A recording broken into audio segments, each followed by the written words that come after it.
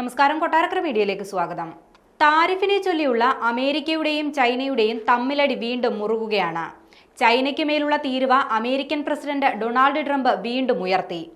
125% തീരുവ വീണ്ടും ഉയർത്തിയത്. ഇത് മൂന്നാം തവണയാണ് അമേരിക്ക ചൈനയ്ക്ക് മേൽ അധിക തീരുവ ഏർപ്പെടുത്തുന്നത്. ആഗോള വിപണികളോടുള്ള ചൈനയുടെ അനാദരവ് ചൂണ്ടിക്കാട്ടിയാണ് ട്രംപിന്റെ ഈ നീക്കം. ചൈന ഒഴികെയുള്ള എല്ലാ രാജ്യങ്ങൾക്കും ഏർപ്പെടുത്തിയ പകരം തീരുവ 90 ദിവസത്തേക്ക് മരവിപ്പിക്കുകയും ചെയ്തിട്ടുണ്ട്. പകരം തീരുവ മരവിപ്പിച്ചതിന് പിന്നാലെ US വിപണിയിൽ വൻ കുതിപ്പും രേഖപ്പെടുത്തി.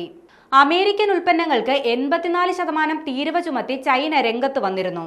ഇതിന് പിന്നാലെയാണ് ട്രംപിന്റെ പ്രതികാര നടപടി. ചൈനയുടെ ഉൽപ്പന്നങ്ങൾക്ക് നേരെ ചുമത്തിയ 104% അധിക തീരുവയ്ക്ക് പുറമെ വീണ്ടും തീരുവ ഉയർത്തുകയായിരുന്നു.